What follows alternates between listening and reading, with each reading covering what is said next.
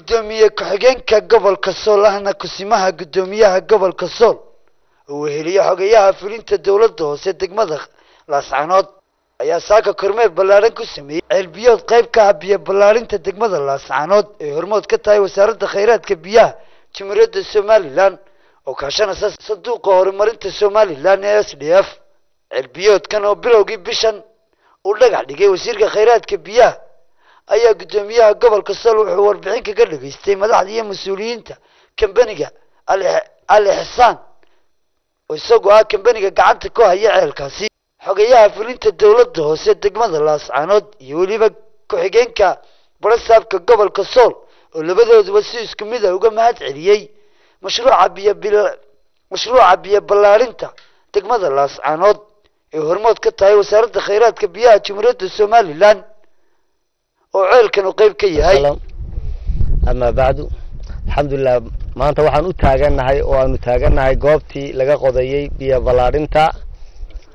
Laascaanood ari caday ayaynu imika taaganahay halkan waxaa booqasho noogu yimid gudoomiye ku-xigeenka ahna kusimaha gudoomiyaha gobolka Laascaanood iyo xoghayaha degmada ayaa noogu yimid booqasho indhayn inay ceelkaas iyo xaaladiisa ay la socdaan ceelkan waxaan u bilow 9kii bishii tobnaad maanta ay bishu tahay 26 maanta bishu ay tahay 25kii bishii tobnaad ceelku wuxuu dhow yahay imika gabagabo qalabkii lagu ridayo oo kaysankii iyo jaygii iyo waa loo keeno waa diyaar biyuhu imika waxay noo jiraan oo ay afka ceelka soo joogaan ilaa nus mitir biyuhu qiyaastii waa ilaa 50 mitir cube ilaa 50 mitir cube meelahaas ay noqonaysa saacadii ceelkan aad buu biyo badan yahay biyaha AC-goodu ilaa imika injineerka ugu dambeeyay markuu cabiro waxay noqdeen ilaa 3000 oo AC weeyaan AC-ga xagga milixda ku jirta intaas ay leegtahay sida darteed waa ilaahay mahadiis alxamdulillah rabbil caalamiin annagu haddii aan nahay kambaniga Xassan ee qodaya ceelkan ceelal badan insha Allah taala ka qoday gobolka Sool iyo dhammaan deegaanka Somaliland oo dhan kamida gobolka Sool oo ay ka socoto mashaariicdii loogu talagalay biyo ballaarinta gobolka Sool wax qabadka xukuumadda si looga haqabtiro ummadan gobolka ku nool biyaha oo had iyo jeer ay dhibaato badan ku qabaan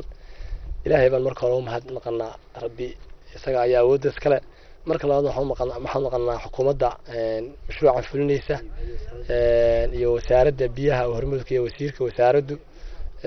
mar labaad waxaan hambalyeynaa kambanigan Xassan oo shaqo fiican qabtay runtii sida muuqatana aan biyaha ka aragnayna waa biyo aad u wacan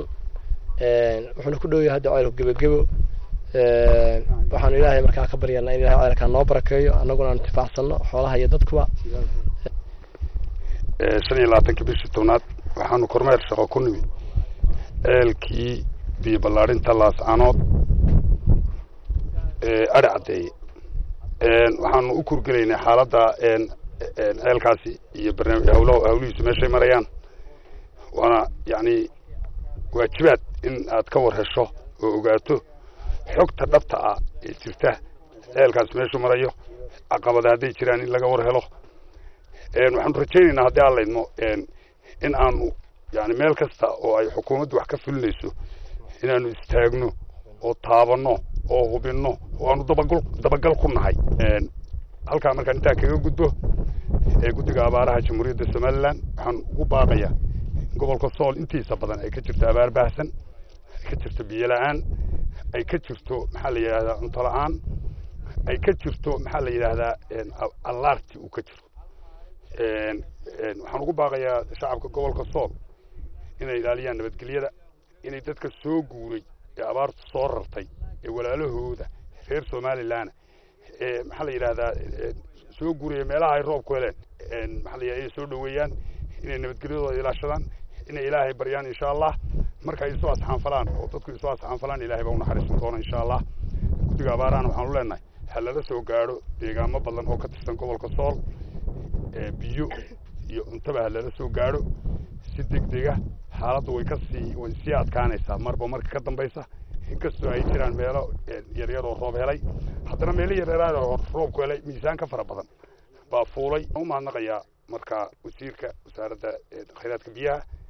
baasha cali jaamac iyo madaxweynaha jamhuuriyadda somaliland habeen iyo maalinba u taagan sidii wax ugu qaban lahaa gobolka sool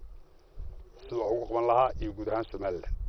وبرخ عمر أحمد وربانت قرن كجمهورية الصوماليلان لاسعانات